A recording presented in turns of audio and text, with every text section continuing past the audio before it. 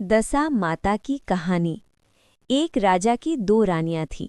बड़ी रानी के कोई संतान नहीं थी, किंतु छोटी रानी के एक पुत्र था। राजा छोटी रानी और उसके पुत्र को बहुत प्यार करते थे। ये देखकर बड़ी रानी को ईर्ष्या होती थी। वो राजकुमार के प्राणों की प्यासी हो गई थी। बड़ी माँ ने उसके गले में काला सांप डाल दिया। वो लड़का दशा रानी का दिया हुआ ही था, तो दशा रानी की कृपा से लड़के के गले में पड़ा हुआ सांप आप ही सरक कर भाग गया। उसे विष के लड्डू दिए, ज्यों ही खाने लगा त्यों ही दशा रानी ने किसी दासी के वेश में प्रकट होकर लड्डू छीन लिए। बड़ी रानी ने उसे पकड़कर गहरे कुएं में डाल दिया और दशा माता ने उसे बीच में ही रोक लिया। जब दोपहर का समय हुआ और कुंवर कहीं दिखाई ना दिया, तब राजा रानी को बड़ी चिंता हुई। जहां तहां लोग उसकी तलाश करने लगे। राजा रानी पुत्र शोक में रोने लगे। तब दशा माता एक भिखारिणी के वेश में राजकुमार को एक वस्त्र में छिपाए हुए भिक्षा के लिए राजद्वार पर आई। तब सिपाहियों ने दुत्कार कर कहा कि यहाँ तो राजा का कुंवर खो गया है, तुझे भिक्षा की पड़ी है, चल हट यहाँ से। तब दशा माता बोली, भाइयों, पुण्य का प्रभाव बड़ा होता है। यदि मुझे भिक्षा मिल जाए तो संभव है कि खोया हुआ राजकुमार भी मिल जाए।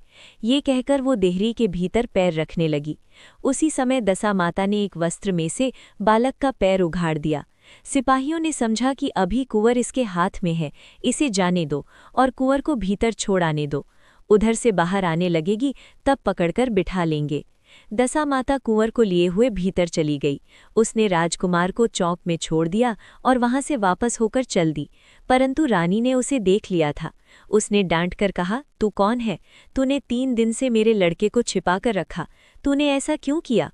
दशा माता उसी क्षण ठहर गई। उसने कहा कि रानी, मैं तुम्हारे पुत्र को चुराने छिपाने वाली नहीं हूँ। मैं ही तेरी आराध्य देवी दशा माता हूँ। तुझे सचेत करने आई हूँ कि तेरी सौत तुझसे ईर्ष्या रखती है, वही तेरे पुत्र को मारना चाहती है। अपने पुत्र को कभी उसके पास न जाने दो। और सारा हाल कह सुनाया। माता बोली, मैं तुमको चेतावनी देने आई हूँ। तब रानी भगवती के पैरों पर गिर पड़ी। उसने विनीत भाव से प्रार्थना की कि जैसे आपने मेरे पुत्र की रक्षा की, वैसे ही मेरे सुख सौभाग्य की रक्षा करना, और मेरे यहीं आप सदैव रहिए। मुझसे जो सेवा पूजा बनेगी सो करूँगी। तब दशा माता ने कहा कि मैं किसी के घर में नहीं रहती। जो श्रद्धापूर्वक मेरा स्मरण करता है उसी के हृदय में रहती हूँ। मैंने तुझे साक्षात दर्शन दिया।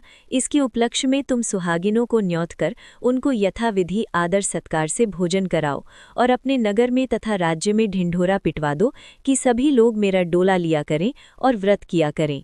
ये कह दशा माता अंतर्ध्यान हो गई। रानी ने शहर भर की सौभाग्यवती स्त्रियों को निमंत्रण देकर बुलाया। उपटन से लेकर शिरोभूषण श्रृंगार तक उनकी यथाविधि सेवा शुश्रूषा करके व गहने आदि देकर आंचल भरे और भोजन कराकर विदा किया। शहर और राज्य में भी ढिंढोला पिटवा दिया कि अब सब लोग दशा माता के